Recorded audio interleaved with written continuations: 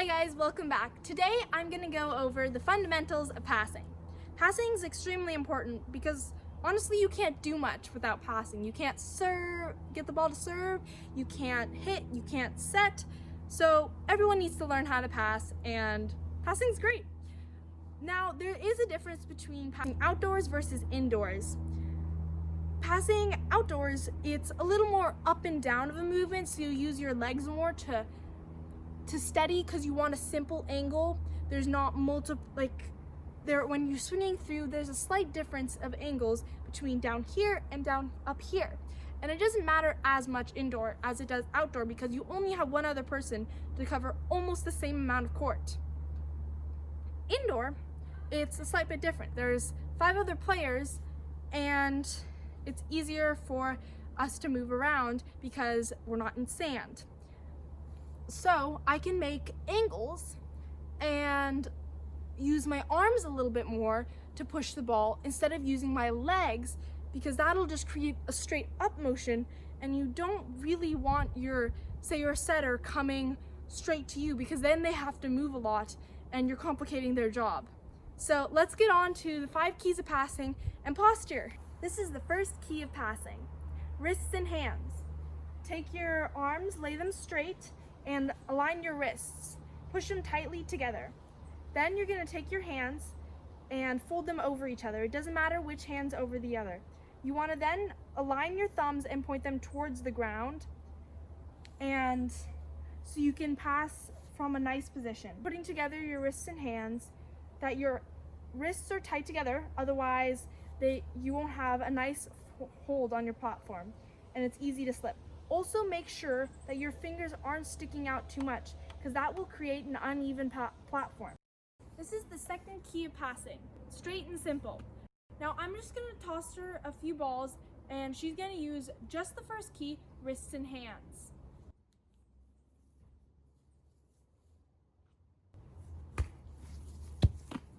Okay, what did you do wrong with that one?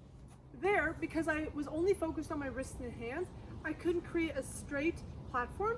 So when the ball came at me, I just had to twist and improvise an angle.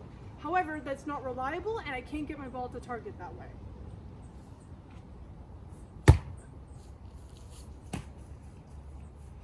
That time, I did have a straight platform in the sense of how I started off, but my movement was not at all simple, nor was it really all that straight.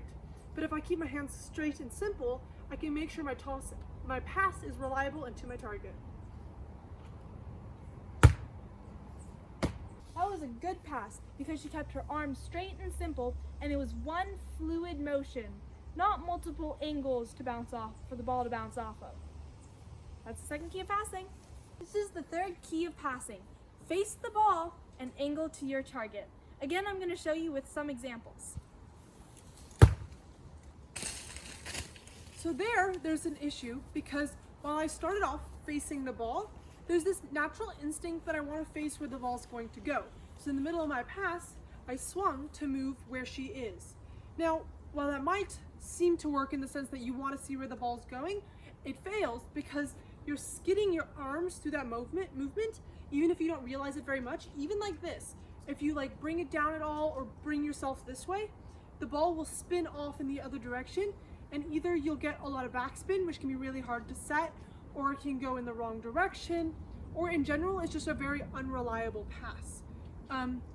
Additionally, if I'm moving a lot of times that movement is created through lifting off your leg, so the ball will have more speed or more height than you calculated for it to have.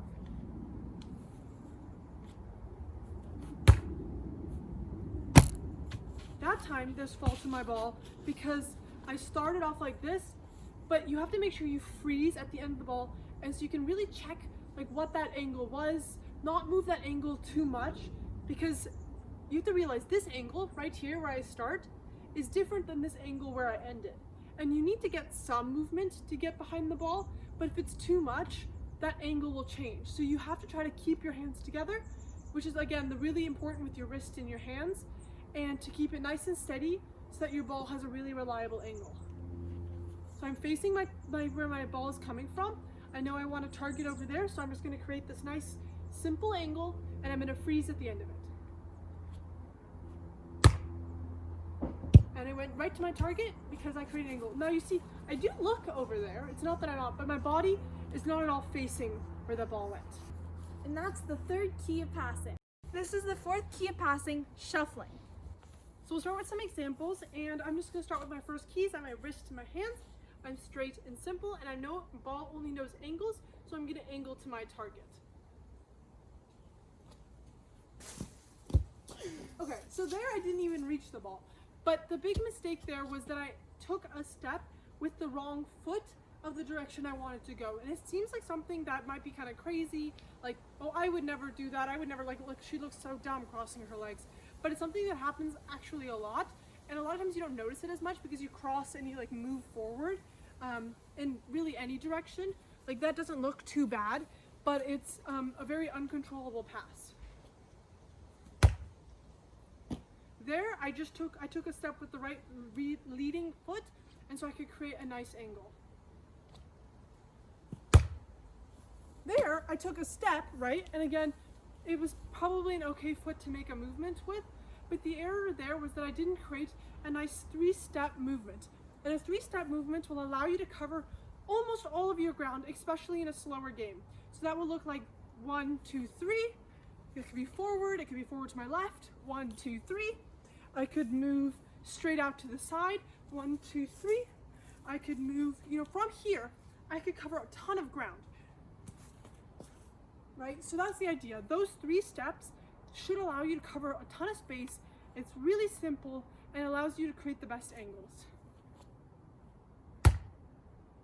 So there, it might be pretty obvious what the error was. The ball went straight up. I was leaning really far back. But again, it's a really common thing that happens. You have to make sure you try to keep your butt out and your arms forward. Even if it feels like I'm about to lean, like fall forward, you should basically always feel like that because you are a lot of the time moving forward. And if you allow the ball to come tighter on you, it will go really high and you won't have as much control to the target. And it is hard to calculate in a fast speed game, but working really hard to keep your stuff forward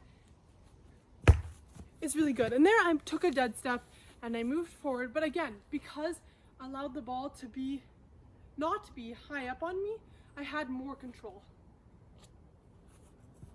There, a nice control ball again in front of me.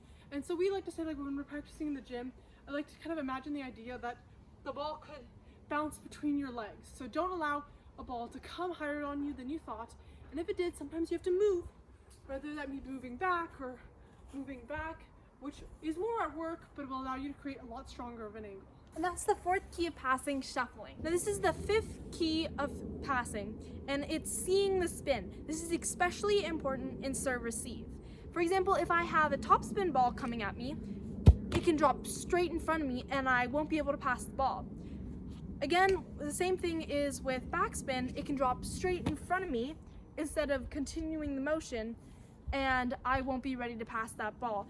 Backspin is also important to take note of because if it's going high and it has backspin, it can drop and land in the line versus just continuing out. Or when you pass it, you have to calculate that angle account it into your angle, because if it's spinning, you want to be able to compensate with that, especially if you're running forward into a ball.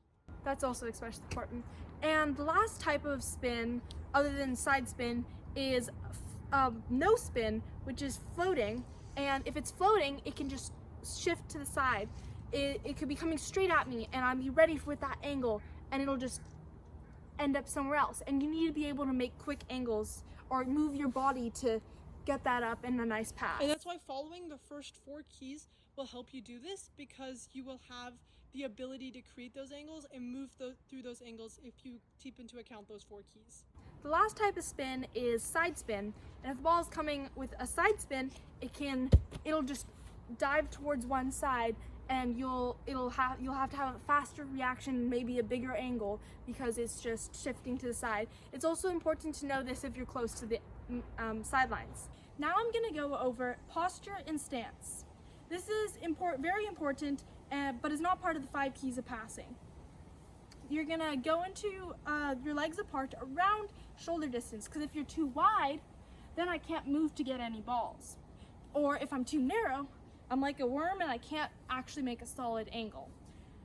And then once I found my distance, I want to see how low I want to be. For everyone, it's a little bit different. You can't be too low because you can't move. And then my shoulders are facing towards the ground and the ball will rocket straight forwards. And we can't be too high because then we'll just send balls straight up. We'll get caught and it's very likely you'll hit your face. So once I found where I want my shoulders to be and how far I want my legs to be and how far down I want to be, you want to make sure your right foot is just an inch or two forwards, because this allows you to have leverage to continue forward even if it's in the other direction, versus if it's just straight, you can't really move as well. So you want that forward, and you also want to be on your toes and ready to move, because you need to make quick movements once the game gets a little bit faster. Hey guys, thanks for watching. Make sure to like, comment, and subscribe for more content.